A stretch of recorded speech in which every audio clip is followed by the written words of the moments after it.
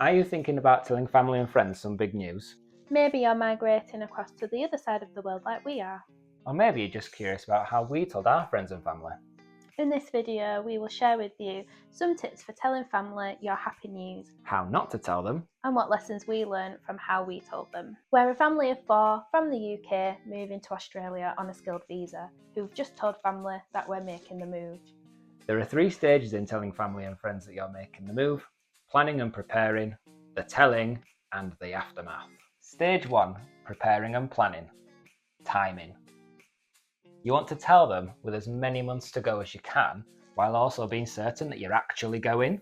You don't want to say, well, we might be going, before you even know that you're actually going, because you don't want to give them all the heartache and the trauma of telling them that you're moving across to the other side of the world, when actually you might not be.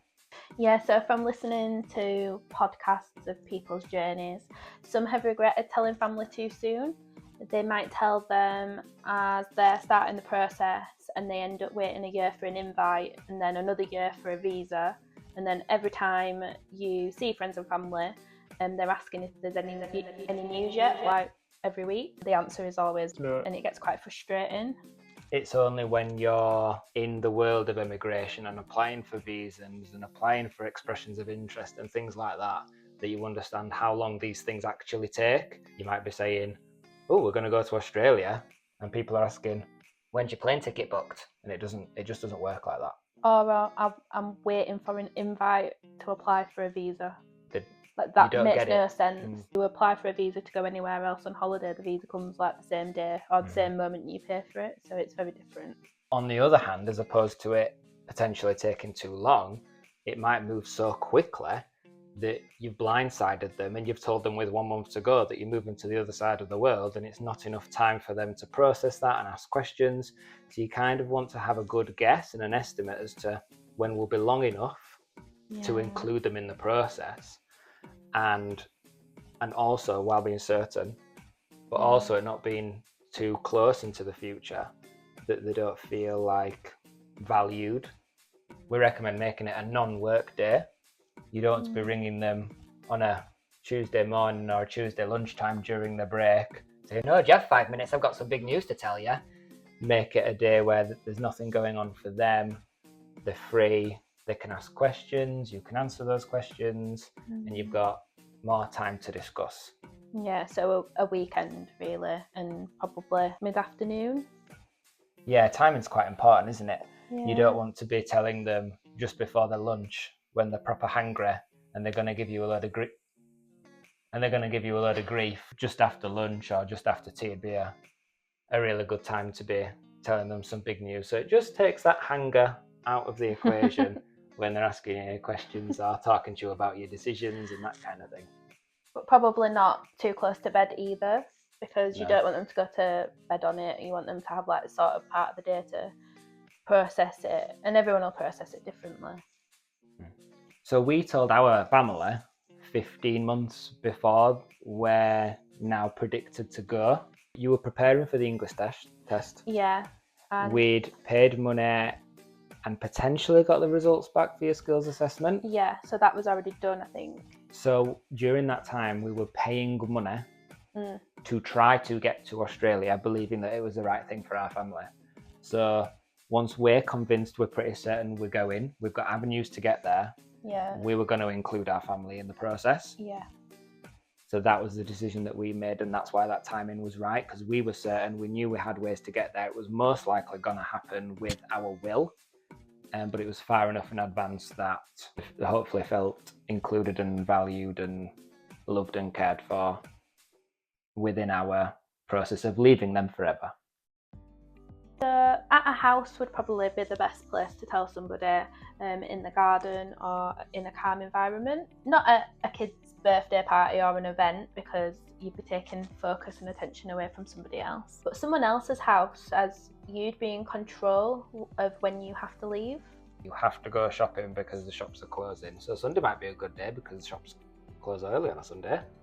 Hint, hint. You are able to exit that situation, whereas if it were at your house and they've come round for tea and you've fed them to stop them being hungry just before you're going to tell them, And then they're in your garden, you're having some drinks, you're having a nice time, and then you tell them they're at your house and you don't want to kick them out because you've just told them you're moving across to the other side of the world, and then you kick them out of the house. I don't think so. So then they're in control of when they have to leave, and they might be asking lots of questions. You might not be able to politely get them out of the door so that you can go to bed, as it's 11 p.m. and they've overstayed their welcome by quite a bit.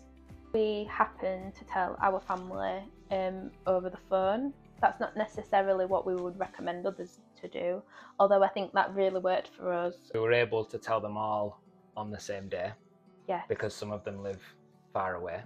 Yeah. They're not going to be able to be in control of everything, over all family members' health, over where they're going to be. Are they going away for a few months? You might get pushed into it too early or too late, depending on whatever's going on at the time. And all you can do is the best that you can do. Keep it personalised. I had wine in my hand. I'll be rolling. Okay. Talk to one person or couple at a time. Keep it personal, even though you are going to have to do it multiple times. Don't call a big family gathering and reveal it to all, or like for a Zoom meeting or something like that. Just make sure that everybody knows, sort of one at a time. What you get with telling everybody individually is that you get to tell everyone differently, and you can tell them what they'd like to know and how they want to be told it, and what information you think is important to them. And that way you hopefully get to keep your conversation shorter and get through whoever you want to tell that day. More to come on that. Stage 2, the telling. Prepare for the big news. Tell them you've got big news at the first phase of telling them. This prepares them and takes away some of the surprise.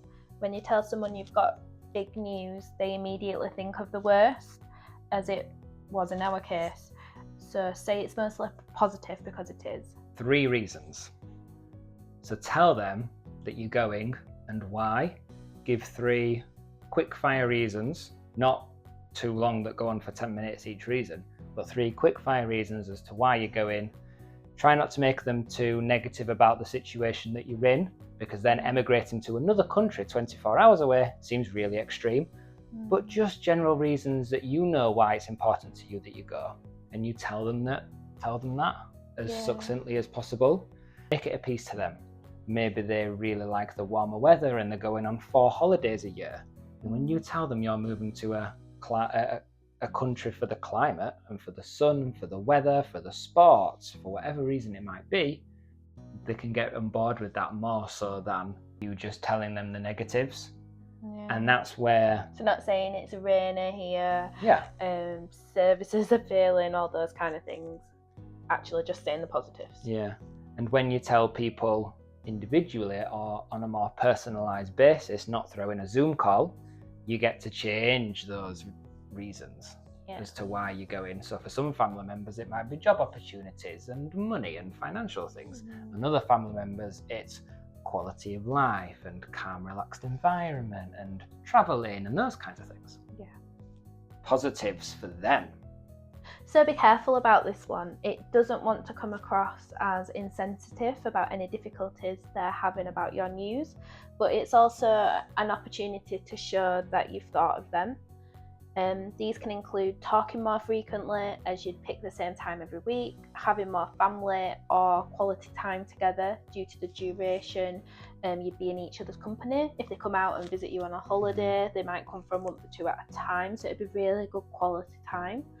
And really good experiences and things as well. So listen and reassure them.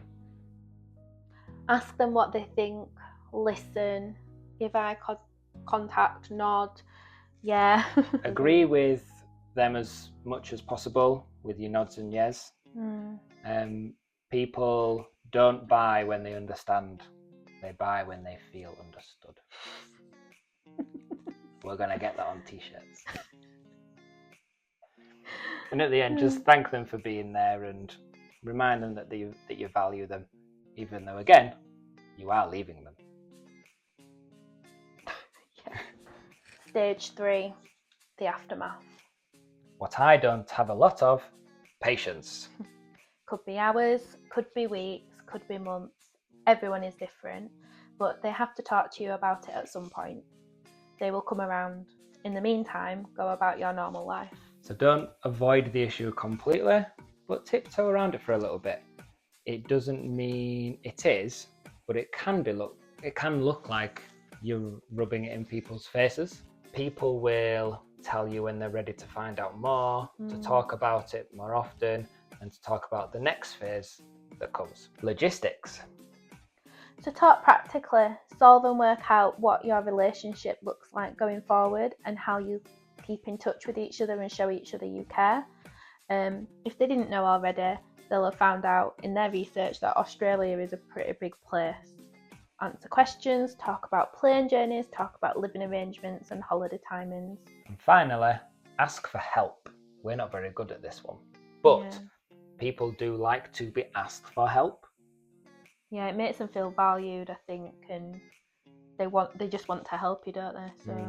So ask for help with your house selling the cars, moving furniture, getting to the airport, buying things for the move like clothes and prams and that kind of thing. Yeah.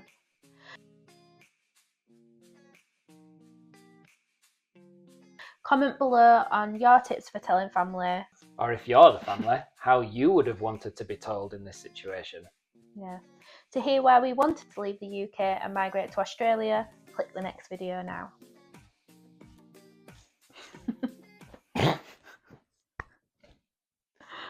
But terrible. That was it. And how not to do an introduction to YouTube. Yeah. To do it, start again. Pairing and why are you laughing at? I'm trying to do it again. Like you're being special. Like you just read it and you were reading it again. I know. You're ready. Be quiet. You did this so well. I know. I can't believe it. You in control of when you have to leave. Yeah. So I thought you'd talk. No, sorry. I wasn't listening very well. Oh no.